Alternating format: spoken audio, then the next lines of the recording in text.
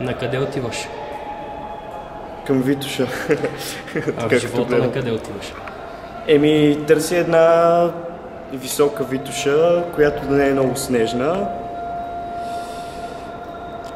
която да е близо до слънцето, може би. Не знам, да е много зелено. Имаш ли мечти? Естествено, да. Само, че понякога ги забравя, което е гадно. А смяташ ли да ги преследваш до край? До край, доколкото обстоятелствата го...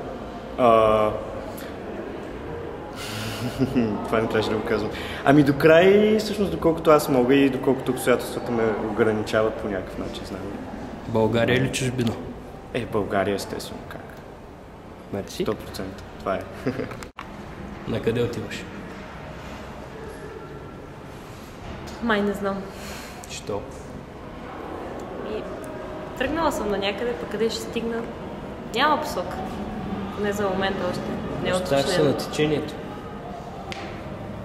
Не, мисля, че предизвиквам нещата, но просто не знам какво ще предизвикам. Правя нещо, надявайки се, че ще се получи нещо, да се получава нещо друго. Ако не се получи? Какъв е проблем? Има ли? Стига всичко окей, накрая. Не мисля, че има значение дали се получи от това, което си мислил или не. България или чужбина? И двете. Не може да си избора. Повече България или повече чужбина? България, обаче и чужбина да има. Окей. Чая поне да стане една минута. Какво ще желаете? Добър ден. Да, на къде отивам? На къде отиваш? След малко отивам на лекция, вие?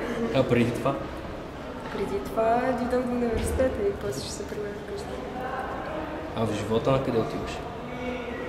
В живота си отивам към щастието. Я дойде, я не дойде.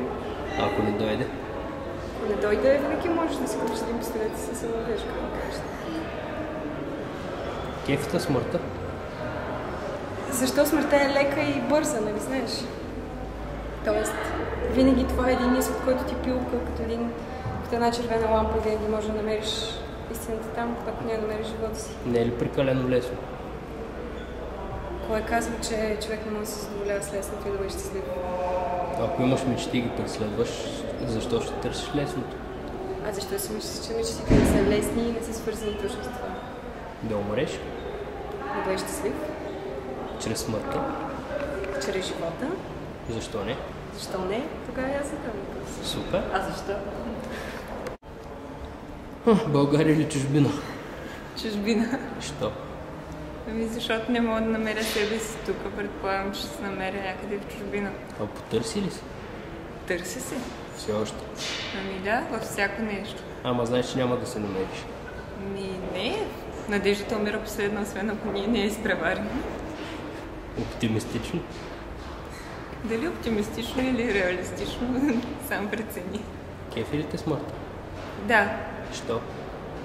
Защото дори да не е правилното решение, е някакво решение.